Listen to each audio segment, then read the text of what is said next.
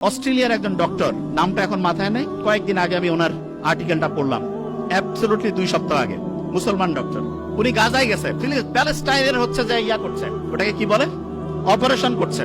তা ইসরায়েল যে ভয়ঙ্কর চালাইছে, অজ্ঞান করার যে জিনিসপত্র সেটাও নাই, অজ্ঞান করার জিনিসপত্র নাই। উনি জানে যে অজ্ঞান করার মাঝখানে হচ্ছে জিনিস শেষ হয়ে যাবে। অপারেশনের মাঝখানে ঘুম থেকে উঠছে, উঠে কোরআন তেলাওয়াত শুরু করছে। তারপরে অপারেশন উনি বন্ধ রাখছে। তা যিনি রুগী বলতেছেন আপনি অপারেশন করেন, বলছে ইশারা করছে, কোরআন তেলাওয়াত করছে, ইশারা করছে, বলছে তুমি কষ্ট পাচ্ছ না? উনি কোরআন তেলাওয়াত করছেন। তখন ওই অপারেশনের পাশে যে আরেকজন আছে বলছে না, উনি কষ্ট পাচ্ছেন না। তা এই ঘটনাটা যখন শুনলাম তখন মনে হলো আল্লাহ যে বলছে যে কোরআন হচ্ছে শেফা, আমরা তো বিশ্বাস করি সত্যি টঙ্গর মগর বিশ্বাস, বছর বছর এরকম বিশ্বাস নাই হবে হবে কিনা। এবং সত্যিকার অর্থে অ্যানেস্থেটিক মানে অজ্ঞান করার যে জিনিসপত্র একটা নাই, কিন্তু আল্লাহর রহমতে সে কোরআন তেলাওয়াত করছে, কষ্ট পাচ্ছে না। ওই ঘটনাটা জানি তো, আলী রাদিয়াল্লাহু তাআলা আনহুর যে পায়ের মধ্যে তিল লাগছিল, নামাজের সময় বের করতে বলছে। আল্লাহ দেখাই দিচ্ছে। এখন কেউ যদি প্যালেস্টাইনের ঘটনাগুলো একটু অ্যানালাইসিস করে দেখবে আল্লাহ যে আছে, এবং কেউ যদি আল্লাহকে ওইভাবে মন থেকে চায় অবশ্যই অবশ্যই পাবে। আচ্ছা, যে জায়গায় আমি শেষ করবো এখন, ইটালির একটা বিখ্যাত মানুষ আছে যার নাম বুসকালিয়া। উনি যেখানে যাইতো ওনার কথা শোনার জন্য হাজার হাজার মানুষ এসে উপস্থিত হইতো। তো ওনাকে একদিন জিজ্ঞেস করছে যে আপনি এত কিছু জানেন কি করে? উনি বলতেছে যে আমাদের ফ্যামিলিতে আব্বার একটা অদ্ভুত নিয়ম ছিল। সে নিয়মটা হচ্ছে এরকম, প্রত্যেক দিন রাতের খাবারটা আমার বাবা আমাদের সব ভাই বোনকে একসাথে নিয়ে খাইতো, এবং প্রত্যেক সন্তানকে তিনি আলাদা করে জিজ্ঞেস করতেন what did you learn for the day, আজকের জন্য তুমি কি শিখছো? প্রত্যেককে বলতে হইতো। একজন যদি ঠিকভাবে বলতে না পারে যে আমি আজকে কিছু শিখি নাই, খাবার টেবিলে খাবার রেডি, এক এক করে সবাই উত্তর দিচ্ছে। একজন বলছে আমি ঠিক আজকে কি যে শিখছি বুঝতেছি না, বাবা বলতো খাবার একটু দেরি হবে, বই নিয়ে আসো, পড়ো, সবাই মিলে শিখি, তারপরে খাবো। তা বুসকালিয়া বলতেছে যে আমরা যখন ছোট ছিলাম আপনার এই অদ্ভুত আচরণে খুব বিরক্ত হইতাম, যে কি টর্চার শুরু করছে আমাদের। তা প্রত্যেকদিন বিকাল বেলা প্রত্যেক ভাই বোন একজন আরেকজনকে বলতে হয় তুই কি শিখছিস বল।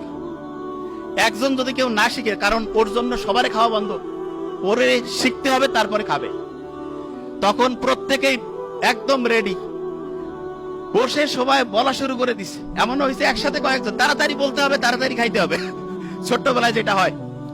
তা আমি অভিভাবককে বলবো আপনি আপনার সন্তানের জন্য একটা কাজ করেন, জাস্ট ওয়ান। সেটা কি? প্রত্যেক দিন সে কি শিখছে সেটা আপনি শোনার চেষ্টা করেন, প্রত্যেকদিন কি শিখছে সেটা শোনার চেষ্টা করেন। এবং এক্ষেত্রে আমি সবসময় বলি শোনার তো এখন টাইম নাই, টেকনোলজির কিছু ভালো ব্যবহার আছে, ছেলে মেয়ে দূরে পড়ে কোনো সমস্যা নেই, একটা চমৎকার ডায়েরি তাকে কিনে দেন। ডায়েরিতে বলেন যে প্রত্যেকদিন বাবা তুমি আমাকে হচ্ছে ডায়েরিতে এই যে এরকম করে লিখে দিবা, তোমার 30 দিনের জন্য মান্থলি ধরো বরাদ্দ 10,000 টাকা, প্রত্যেক দিনে ডায়েরি লেখার জন্য তুমি 300 টাকা পাবা। মাসে যদি তুমি 20 দিন ডায়েরি জমা দাও 6,000, 4,000 নাই, কিছু করা লাগবে না। ছোট্ট মানুষ তো, সে চিন্তা করবে আমার এই টাকাটার দরকার আছে, ঠিক না? তুমি ডায়েরি লিখে দিবা না, তোমাকে কিছু করতে হবে না, ওকে ফাইন, দেখা যাবে তুমি 4,000 টাকা কম পেয়ে কিভাবে চলো। এবং এটা রেগুলার করতে হবে। আমার ছোট ভাই ওইখানে আছে ডক্টর নোবেল, তারা যখন কলেজে পড়তো আমি ওদেরকে রসুন আর গরুর মাংসের ঝোল দিতাম, আমি মেডিকেলে পড়তাম। তা আমার বন্ধু, আমার রুমমেট যারা বলতো দোস্ত তুই এরকম কেন রে, একটু গোস্ত দিবি। আমি বলছি না, এখন গোস্ত খাইলে ভবিষ্যতে গোস্তের কি আকর্ষণ সেটা থাকবে না। এই জন্য অনেকে আছে না সন্তানকে সবকিছু দিয়ে দেয়, মোটেই না।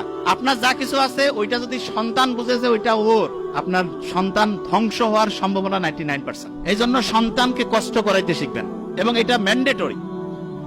এবং তাকে বুঝাতে হবে যে বাবা তুমি যেই ফ্যাসিলিটি পাচ্ছ এটা হচ্ছে এক্সট্রা, তোমাকে নিজে সবকিছু করে সামনে তোমার হিসাব, তোমার আমল তোমার হবে।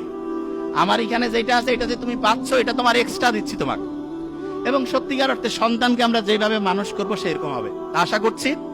প্রথম আরেকবার ধরে ফেলি, সবচেয়ে ব্রেইনের জন্য ভালো ওয়েব কোনটা? আলফা। আর্লি মর্নিং কোন ওয়েব তৈরি হয়? নামাজের পরে, কোরআন তেলাওয়াতের পরে। যখন রাত 9টা 10টা থেকে ভোর 3টা, কত ওয়াট? তাহলে আর্লি ঘুমানো সবচেয়ে পারফেক্ট। আর পড়ার জন্য সবচেয়ে সেরা সময় কোনটা? Early morning. আর অন্য সময় বললে কোরআন পড়ি, নামাজ পড়ি, তারপরে 20 মিনিট পড়ি। এবং অভিভাবকদেরকে বলবো প্রত্যেক দিন ডায়েরি রাইটিং ম্যান্ডেটরি করুন। Thank you so much. আসসালামু আলাইকুম।